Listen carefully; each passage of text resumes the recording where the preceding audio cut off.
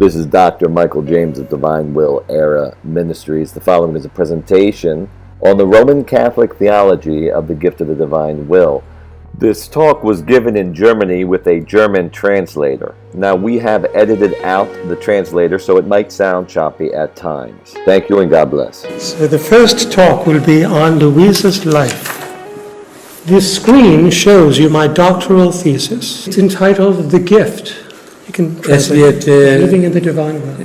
And the subtitle, An Inquiry into the Early Ecumenical Councils and Patristic, Scholastic, and Contemporary Theology. The reason for the subtitle is because Luisa's doctrine is very rich. She wrote more than 9,000 pages. That is equivalent to reading the Bible about 5 times. She was confined to bed for about 60 years, and she wrote all the time in obedience to her superior, her ecclesiastical authority. Before I explain her life, I would like to explain the subtitle of this dissertation, because in the dissertation I present her life.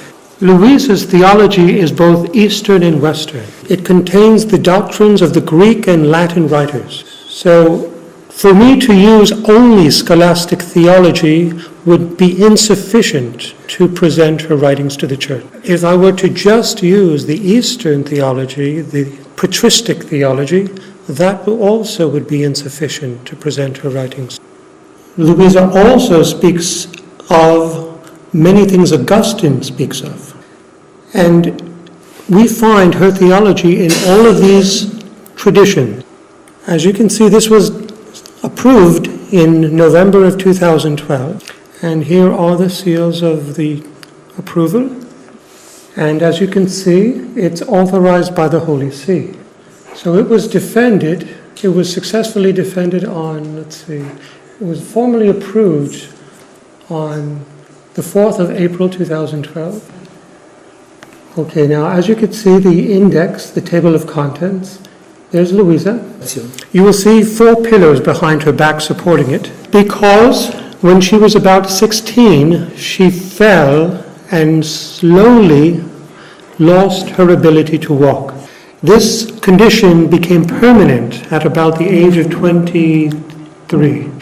And she was told by our Lord that He wanted her to live exclusively on the divine will, eating and sleeping and writing only the divine will. So she did not eat for about 60 years. There were occasions where the bishop tested her obedience and asked her to eat something in the afternoon. And she obeyed and ate what the sisters who cared for her brought her, some juice, some grapes, and crackers. And she chewed it, swallowed it, and then regurgitated it intact. It was so perfectly intact that the sisters would then eat it. This was one of many miracles that accompanied her life. She never lied down. She was always in this position. So her body assumed a rigid form when she died.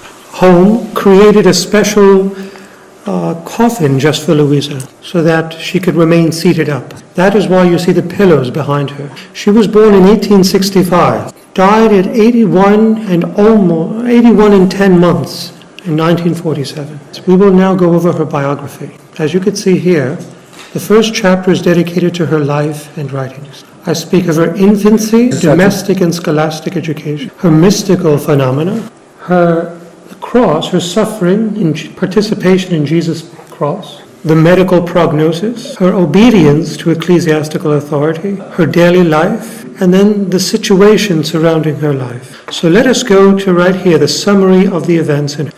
She was born on April 23rd, 1865. This was what is today called the Feast of Divine Mercy. Exactly 130 years later, Pope John Paul II made her birthday the Feast Day of Mercy. Pope John Paul II, when he was cardinal, his name was Karol Wojtyła, he rehabilitated the writings of a mystic from Poland named Faustina Kowalska. And then he became Pope. Cardinal Joseph Ratzinger rehabilitated the writings of Luisa Piccarreta in 1994. So if you want to become Pope, rehabilitate the writings of a mystic. Only in the 2 cardinals in the history of the Church rehabilitated the writings of the mystic, and they became Pope. Pope John Paul II is known now as the Pope of Divine Mercy. And I believe that Pope Benedict XVI will be known as the Pope of the Divine Will. The writings of Luisa, did not begin immediately in her life.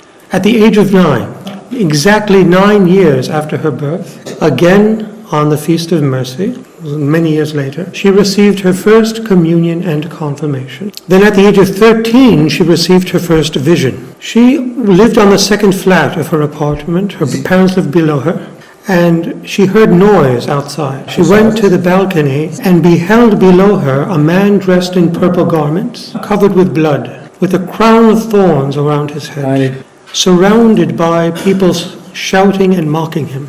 And he looked up directly at her, and he said in Italian, "Anima aiutami," soul help me. And she collapsed unconscious. Her parents heard the noise and went upstairs. This was the first vision she had. A vision is not the same as an apparition. A vision engages only the eyesight. An apparition engages other faculties like the smell, the touch, the hearing. At the age of 16, she started to be confined to bed, as I mentioned earlier. And at the age of 17, she composed a Christmas novena that she would recite every year for the rest of her life. In 1887, now she's 22, she's definitively confined to bed. Then she would experience four nuptials with God. The first was spiritual marriage on earth. She was 23.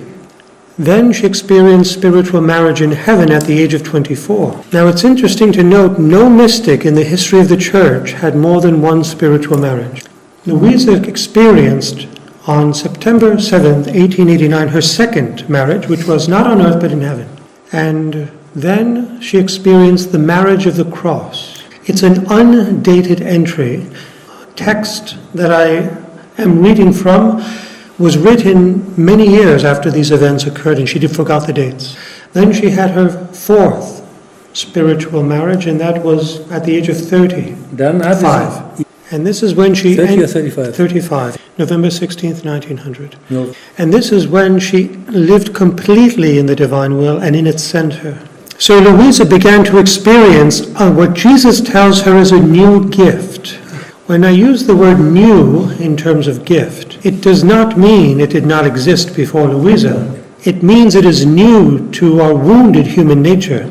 It was received and possessed by Adam and Eve, who lost this gift when they committed original sin. And it was possessed by Mary and Jesus, who knew no sin. So it has its roots in tradition, in Mary and in Jesus. And Jesus tells Luisa that she has been called especially for communicating to the church the knowledge of this gift. So Luisa's calls for beatification, it opened on November 20th, 1994. A few years before, or many years before, 1938, 3 of her works were placed on the index of prohibited books, next to the writings of Faustina Kowalska and Antonia Rosmini. Pope Karol Wojtyła rehabilitated the writings of Faustina and Rosmini, and Joseph Ratzinger rehabilitated the writings of Luisa Piccarreta. He allowed the writings to be taken off, released from the Vatican, so that her cause for beatification might be opened.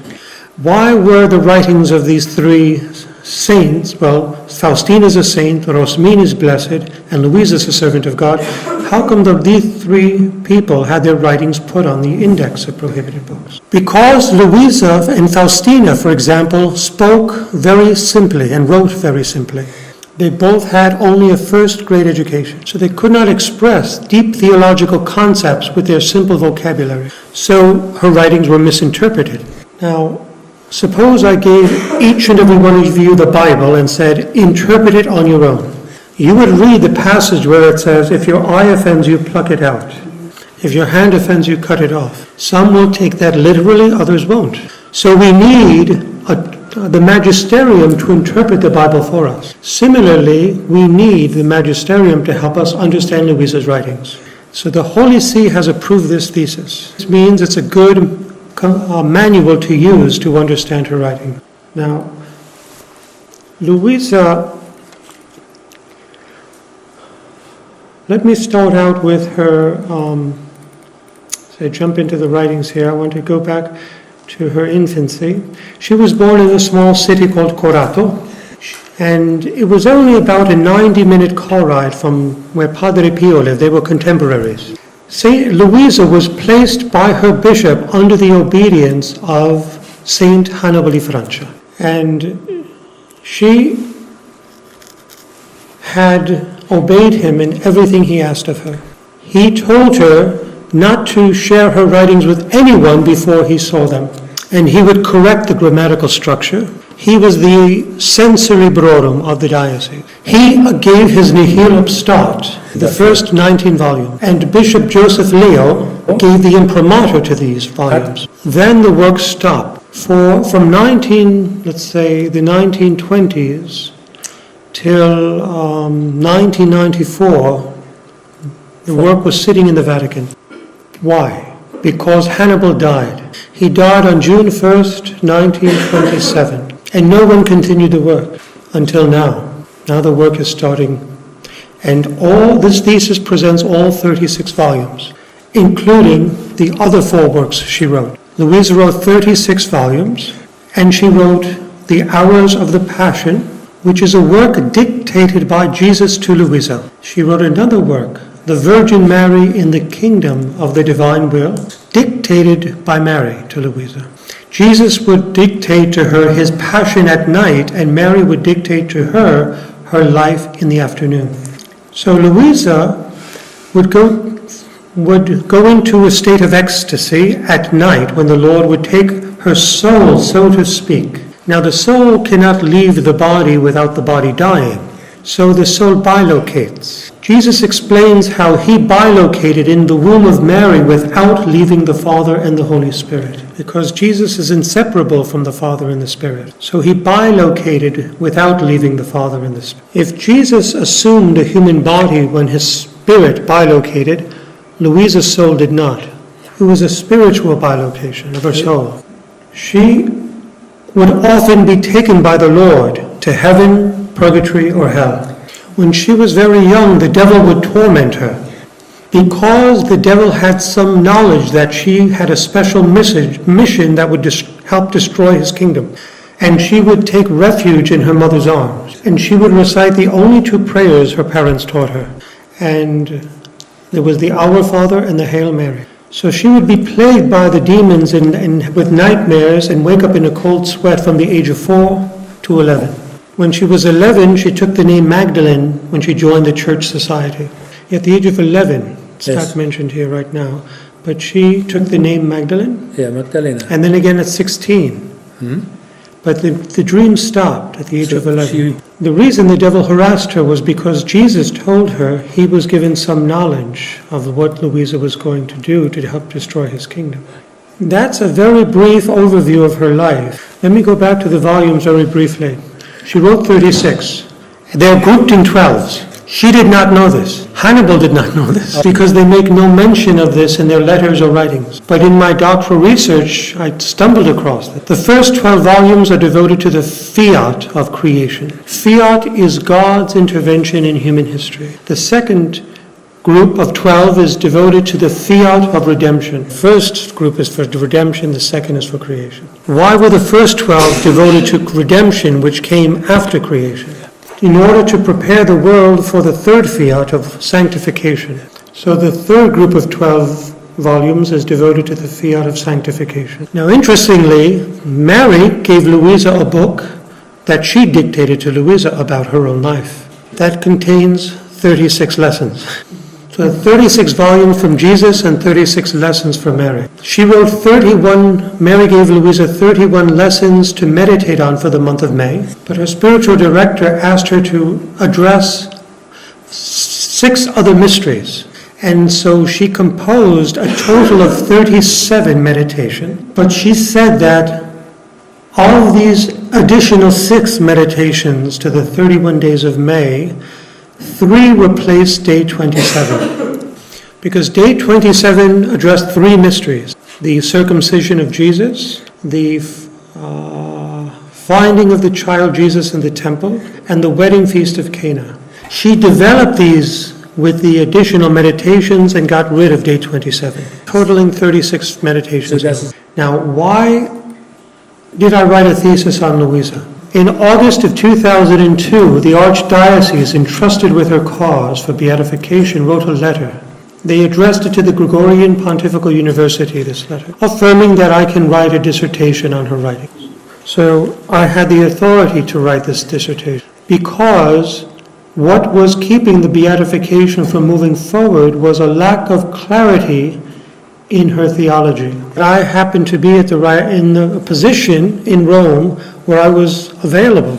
So I take no merit for having done this work. It's the fruit of many people's prayers supporting me and of the generosity of the professors of Rome who helped me with it. Without these individuals, I would not have been able to do this. Luisa's life was simple, and she was an unlettered young Italian mystic. There were many parallels between a mystic and a saint, Luisa and Catherine of Siena. Both were Italian, both were virgins, both were third-order Dominicans, both had the invisible stigmata that appeared on their bodies after they died, and both had experienced spiritual marriage. And God often chooses the simple and the unlettered through whom to speak. Luisa asked Jesus, "Why did you choose me?" He said, "Because I went around the world time and time again, and you were the lowliest of all." He said, "I'm attracted by your lowliness. Just as you cannot produce a sweet tune through a flute unless it is empty, so God cannot use an instrument through whom to speak unless that instrument also is empty." So God chose Bernadette of Lourdes, the three shepherd children of Fatima, Faustina Kowalska, and many other individuals who had virtually no education. Jesus chose fishermen as the foundation of our faith, but he had to raise them to a greater knowledge of God. So that's what he did with Luisa. He deposited in her new knowledge. That's what happened at Pentecost. The Holy Spirit infused in the minds of the apostles new knowledge. This is the importance of Luisa's writings. It contains a new knowledge that never departs from the point of origin of our faith, which is the message of Christ and the apostle. It has the same doctrine, but new explications of that same doctrine. Article 66 of the Catechism says no new public revelation is to be expected before the glorious coming of our Lord Jesus Christ. The key word is public revelation. But it continues. The Catechism continues, Article 66. It states that even though Christ's public revelation is complete, it remains for the course of the centuries to make it completely explicit. So Christ's revelation needs to be more completely explicated. And that is the importance of Luisa's writing. Even if revelation is already complete, it had not been completely explicit. What does that mean? It means that Christ's message contains everything, but not explicitly. It contains everything implicitly. So consider this grass. And the sower, let's say there's a man here, and he sows the seed. He throws the seed into the ground. That seed contains the tree. This tree will eventually become a little shaft, and then it becomes a tree. Now, this tree was in the seed. And consider this public revelation, the seed. So the Catechism states that everything is complete because it contains everything, but in potency, and it must yet be actualized. What makes the seed become a tree? Heat, light, and water. This actualizes the potency of the seed. And then the tree produces leaves and then fruits. But it does not happen immediately. Over the course of the centuries, we gradually grasp everything that's in here. There are certain trees that live up to 700-800 years, and you don't see all the fruit. Your children see the fruit. That's how revelation works. Christ gave us everything that we need for salvation and holiness that's in the seed. And through the course of the centuries, with the sun, the heat, and the rain, it grows. Well, consider this public revelation, and consider this, the sun and the rain, private revelation. Also, the sun and the rain are magisterial teachings. And what do private revelations come from? Who do they come from? The prophets. Today we call them mystics. These are the prophets of the Old Testament. The reason why God gave us prophets and always continues to give the church prophets is to help explicate public revelation. So this is how public and private revelation are related. Another example of the relationship between the two, consider public revelation, which is also known as the deposit of our faith. In Latin it's known as depositum fidei. Consider a flower the object of your faith, and you look at this object of your faith, you perceive it with your eye.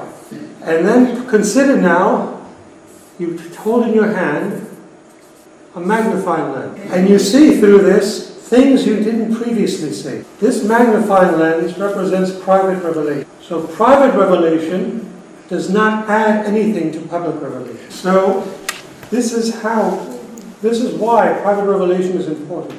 It brings out things that were always there in public. So this is why the Catechism says public revelation is complete, but it's not yet completely explicit. So when Pope John Paul II approved the writings of Faustina Kowalska, he made it a universal feast in the church. That means every Catholic must observe this Feast of Divine Mercy the first Sunday after Easter. So sometimes public revelation is part of our faith. Private becomes part of our faith. There's another private revelation that is part of our faith in the church's martyrology, the church's calendar. The Feast of the Sacred Heart. It was given to the church by a mystic from France named Margaret Mary Alacoque. So private revelations can be very important without adding anything to public revelation, but explicating public revelation. If Christ gave us everything we need in its explicit form, why would Jesus tell us in John's Gospel, chapter 16, verse 12, I still have many things to say to you, but you cannot bear it now. This was moments before leaving the earth. So the Spirit helps explicate Christ's teachings. And that is why God gives us prophets and magisterial teachings. In the first letter to the Corinthians of St. Paul, Paul reminds us of the importance of the prophets. In chapter 12, verse 28 of Paul's first letter to the Corinthians, he writes, God has appointed in his church first apostles, second prophets, third teachers, and so forth. The second place goes to the prophets because they help explicate Christ's one public revelation. Okay. So that is important to know before speaking of Luisa's private revelation. Now, let's move on to Luisa and her theology. Luisa speaks of three fiats. The first thing I'd like to share with you is the meaning of the word fiat. For those of you who are not familiar with Luisa's writings, fiat is a Latin word. Jesus would often use Latin expressions when talking to Luisa. Remember, Jesus used to speak to Luisa almost every day of her life. Why could not Jesus speak in her Apulian dialect? He did. But sometimes he would use words she never heard of, such as fiat, ad intra operatio. It's a Latin word. It has to do with the three divine persons operating as one being. So Jesus would communicate to her a deep theology to demonstrate that this doctrine does not come from her. She did not know these words. She never left her town in her life. Never left her town. She had a first grade education. So her knowledge was infused by Jesus Christ. And the word fiat in Latin means, may it be so. It's an unconditional consent of the human will to God. It means both the human beings consent to God's will, and it also means God's desire to create. So in the beginning, before man existed, God created the universe in 5 epochs. This is what Luisa refers to as the fiat of creation. Jesus tells Luisa, before man existed, days did not exist. So I created the universe in 5 epochs. And on the 6th, I created man in my image and likeness. So that man, when coming to existence, could thank me for everything I placed at his disposal. So God tells Luisa that Adam was God's perfect masterpiece. And everything God placed around Adam, the sun, the moon, the stars, the trees, the animals, and so forth. He made everything around Adam as a symbol of the more deeper realities within his soul. I'm going to quote to you from Luisa's text, from volume 29, March 16, 1931.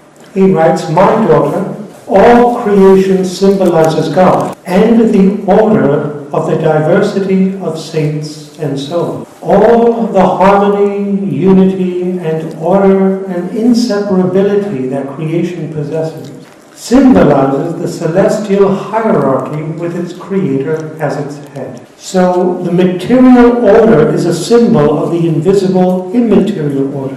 And that immaterial order has God at the head, and beneath God are the angels and saints and our souls in our body. So he continues, this is taken from volume 22, February 24th, 1919. "Everything you see in creation was absolutely nothing compared to the creation of man. How many more beautiful heavens, stars, and suns did God extend in the created soul? What a variety of beauty and how much harmony. It is enough to say that God looked at created man and found him so beautiful that he fell in love with him. Jealous of this portent of his, God himself became the custodian and possessor of man. And God said, I have created everything for you. I give you dominion over everything. All is yours, and you will be all mine."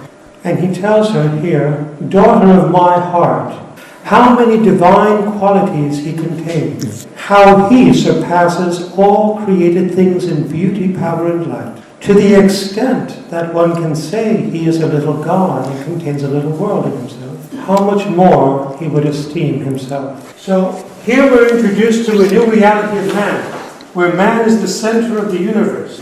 So let's say you have Adam, and he's created in God's image and likeness. And then let's say, of course, he had hair like Jesus Christ. And then God made the sun, and the stars, and the moon, and the earth, and then the other planets, and then the animals, and so on and so forth. Now, everything was made in view of Adam, in Adam's soul. What do you think? Wo war die Seele? Souls are the movements. Die Bewegung. In der Bewegung. Wenn man keine Bewegung. In the movement, she says. Wo war die Seele? In the heart. The soul. Die Seele. Wo ist die Seele? Wo war die Seele? The soul is what animates the body. Okay? The soul. Ah, Where is the soul? That's the matter. In the body? im Körper? You're all right.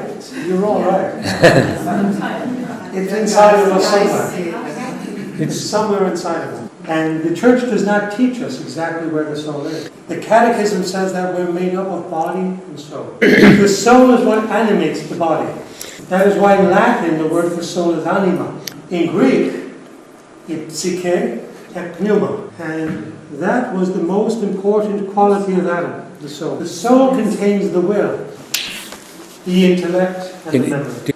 So God, when he made Adam in his image and likeness, made him with the capacity to contain God. Der The Vater. Father possessed Adam's will. The Son of God possessed his intellect. And the Spirit, his memory. These are the three powers of the soul. So the soul in Adam had the will, the intellect, and memory. So we had the Father, Son, and Spirit dwelling within Adam's soul. Ja. And this in turn sustained the heat and the light of the sun. The Trinity dwelling within Adam maintained the harmony of all creation. This is why Jesus tells Luisa that Adam contained a little world within himself. Everything outside of him was within him.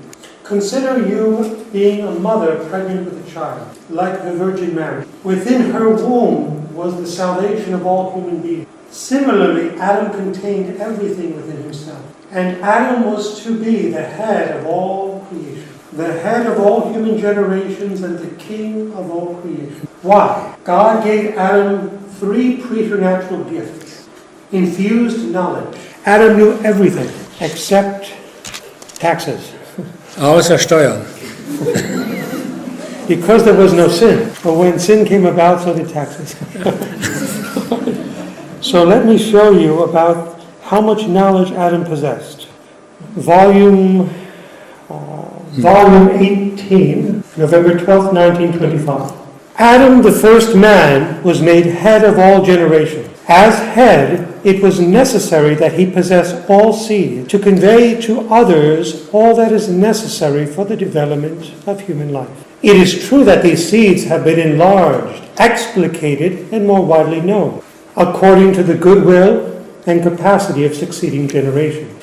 But Adam possessed all these seeds within himself, such that one can say that everything derives from Adam. It may be said that in creating Adam, God provided him with complete knowledge. All that which others must learn by means of much toil, Adam possessed as gift in a surprising way. He possessed the knowledge of all earthly things. He possessed all the knowledge of plants, of herbs, of the properties that each of them contain. He had the knowledge of all animal species and how to make use of them. He had all knowledge of music, of chant, of writing, of medicine, in a word, of everything. And if each human generation possessed its own special knowledge, Adam possessed all knowledge.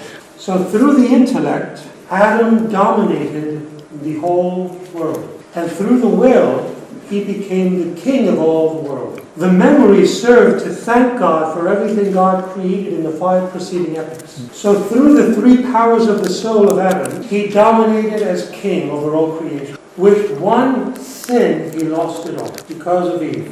I'm just I wouldn't translate that. Eve first sinned, then Adam sinned. Now, whose sin brought about the wound in our human nature? Was it the sin of Eve or the sin of Adam? War es die Sünde Evas oder war es die Sünde Adams? What do you think? Was glaubt ihr? So it was. Why do you say the sin of Adam? You should have known better. Because you're a woman, right? Ja, und weil sie eine Frau sind, ne? Deswegen ist es seine Sünde. The reason is because in Genesis chapter 2, verse 16, God gives Adam the commandment not to partake of the tree of the knowledge of good and evil. He never gave this commandment to Eve.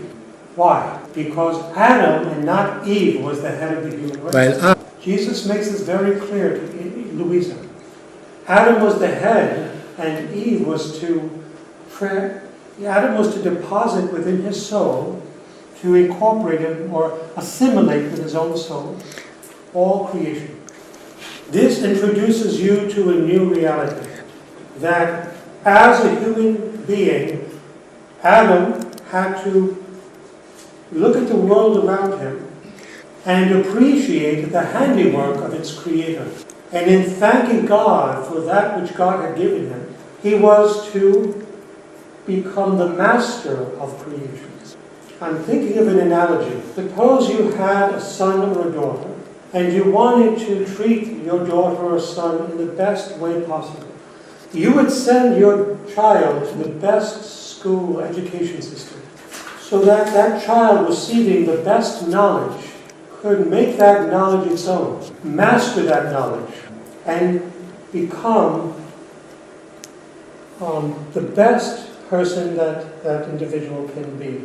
So the child assimilates the knowledge, and that knowledge becomes part of the child, whereby the child can say, knowledge serves nothing unless it's put into action through me.